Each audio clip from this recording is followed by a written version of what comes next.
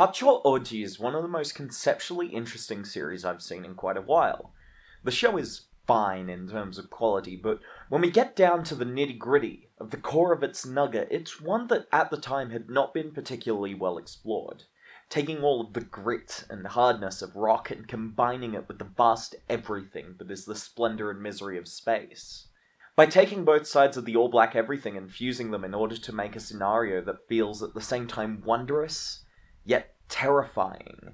Struck by the awesome war that is occurring upon my screen, I feel the hit of the drums with each flying bullet and laser beam, at a pace that makes my heart race until it is quelled by a mellowing synth, which rises as we wait for the real star of the show. When the lead guitar comes into play, the ultimate weapon of this battle is awakened, in order to end it all. The beauty with tying these instrumentals to the action is that it allows for an intertying of the oral and visual experiences.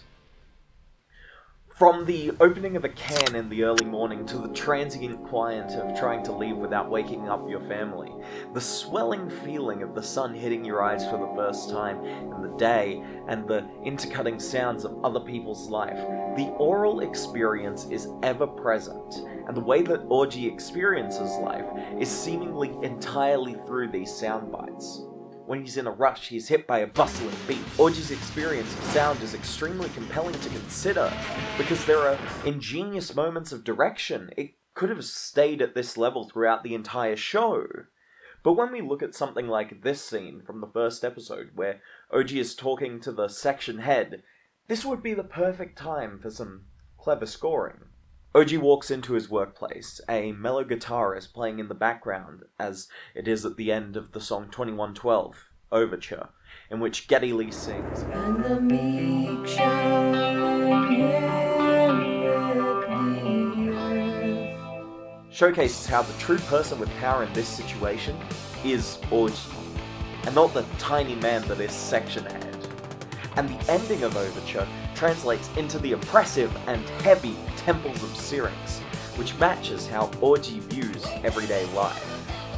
The track Discovery from the same album could have been used when Orgy is sitting in the guitar store.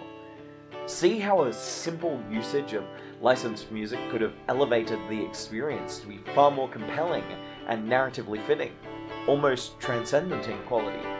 Finding the perfect sounds to match the visual to what you are making is what defines whether or not you're going to convey everything that you want to. The directors that I feel do this best in terms of anime are Hideaki Anno and Kazuya Tsurumaki.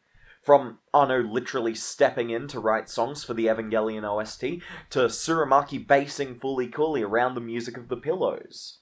They show a masterful understanding of score, but they also use quiet moments at the same level of proficiency as Scorsese, like in episode 4 of Evangelion.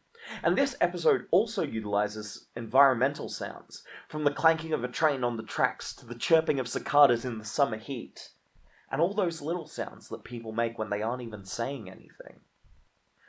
So if you take anything away from this video, it should be that there is no one way to use sound in media. And listen to 2112 by Rush.